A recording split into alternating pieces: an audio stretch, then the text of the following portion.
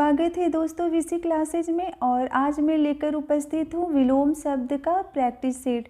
तो दोस्तों देखते हैं आपकी तैयारी विलोम शब्द की कितनी है। तो समय न गंवाते हुए हम बढ़ते हैं अपने पहले प्रश्न की तरफ। दोस्तों पहला प्रश्न है कि प्रथम का उपयुक्त विलोम शब्द क्या होगा। तो प्रथम का विलोम शब्द होगा अंतिम। दूसरा प्रश्न है कि श्री गणेश शब्द का विलोम क्या होगा। श्री गणेश विलोम का होगा इतिश्री, यानी ऑप्शन बी आपका सही आंसर है। उसी तरह दोस्तों यहाँ पर अगला प्रश्न है कि आधुनिक का विलोम क्या है। तो आधुनिक का विलोम होगा प्राचीन। अगला प्रश्न है अर्वाचीन का विलोम बताइए। तो यहाँ पर अर्वाचीन का विलोम भी क्या होगा, प्राचीन। यानी दोस्तों आधुनिक का भी प्राचीन होगा और अर्वाचीन का भी विलोम प्राचीन होगा।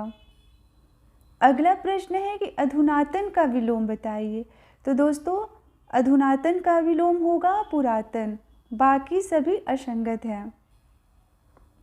अगला प्रश्न है कि गौरव का विपरीतार्थक शब्द है। तो गौरव का होगा लाघव। उसी तरह अगला प्रश्न है कि नैसर्गिक का विलोम शब्द क्या होगा। तो यहाँ पर दोस्तों नैसर्गिक का होगा कृत्रिम, यानी कि बी ऑप्शन आपका सही आंसर है। अनुग्रह का विलोम लिखिए। तो दोस्तों यहाँ अनुग्रह का विलोम होगा विग्रह, यानी ऑप्शन डी आपका सही आंसर है। सदाचार का विलोम क्या होगा। तो सदाचार का विलोम होगा कदाचार। आवर्तक का विलोम बताइए। तो दोस्तों यहाँ पर आवर्तक का विलोम होगा अनावर्तक, यानी ऑप्शन बी आपका सही आंसर है।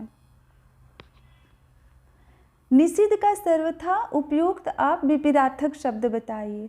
तो दोस्तों निषिद्ध का होगा विहित, यानी ऑप्शन बी आपका सही आंसर है। अगला प्रश्न है कि शुष्क का विलोम बताइए। तो दोस्तों शुष्क का विलोम होगा आर्द्र।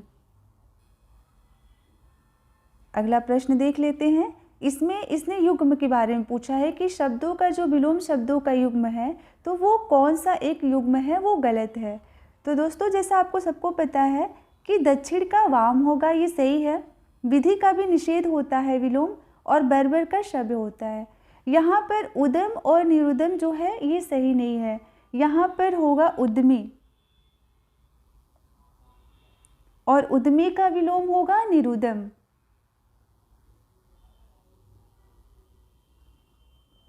बाकी सब सही आपके हैं।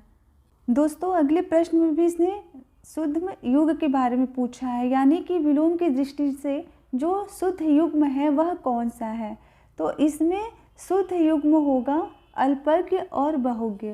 बाकी ये तीनों असंगत हैं, क्योंकि यहाँ पर संयुक्त का संधि युक्त नहीं होगा, ये दोनों एक ही अर्थ बता रहे हैं। तो संधि युक्त का हो जाएगा संधिहीन, इसका विलोम संधिहीन होगा। उसी तरह समस्त का अभ्यस्त नहीं होगा, यहाँ पर अभ्यस्त का होगा अनभ्यस्त।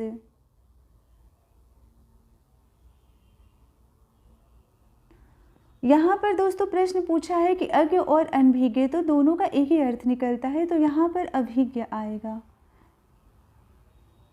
ये दोनों का विलोम क्या होगा, अभिज्ञ हो जाएगा। बढ़ते हैं अगले प्रश्न की तरफ। अगला प्रश्न है कि विलोम की दृष्टि से जो एक युग्म अशुद्ध है उसे बताइए। तो यहाँ पर युग्म के भी बारे में पूछा हुआ है।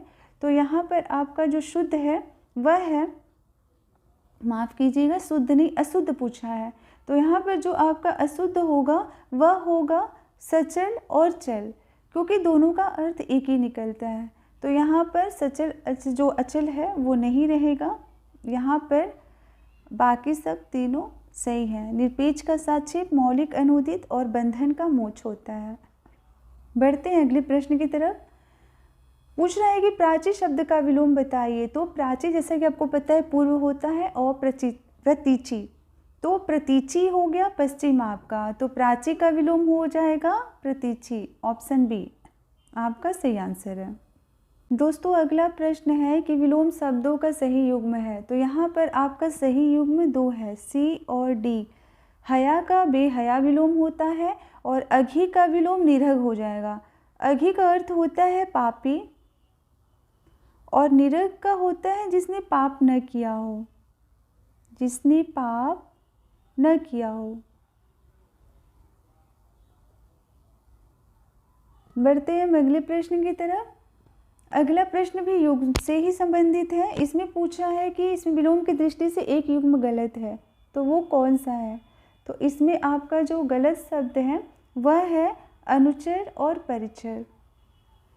बाकी ये तीनों आपके सही हैं।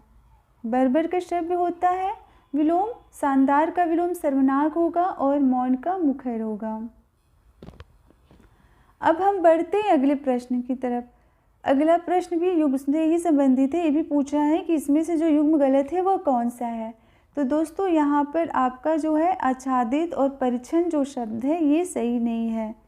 बाकी जो ये तीनों आपके हैं अमित परिमित, सत्कार और तिरस्कार, सुख दुख, विलोम की दृष्टि से सही युग्म है।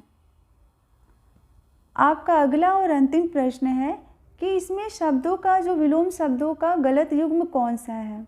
तो दोस्तों इसमें जो गलत शब्द है वह है आरवी भाव और विभाव, क्योंकि आरवी भाव का विभाव नहीं तिरोभाव होता है। यहाँ पर इसका विलोम तिरोभाव हो जाएगा। ठीक है, तो यहाँ ये जो तीनों हैं ये सही है। अपराधी का निरपराध होता है, उन्मूलन का रोपण होता है, विहित का भी निश्चित विलोम होता है। बाकी आविर्भाव जो होता है विभाव नहीं होगा, तिरोभाव होगा। तो दोस्तों ऐसे ही जुड़े रहिए हमारे क्लासेज में। इस विषय क्लासेज में आपको मिलेंगे बहुत ढेर सारे प्रैक्टिस सेट, जिससे आपके आने वाले एग्ज़ाम में तैयारी भी होगी और आप बहुत बेहतर तरीके से, बहुत बढ़िया तरीके से यहाँ पर अपने आप को समझ पाएंगे कि आपकी तैयारी कितनी बेहतर है और आप कहाँ पर कमज़ोर हैं और किसे आपको सही करना है।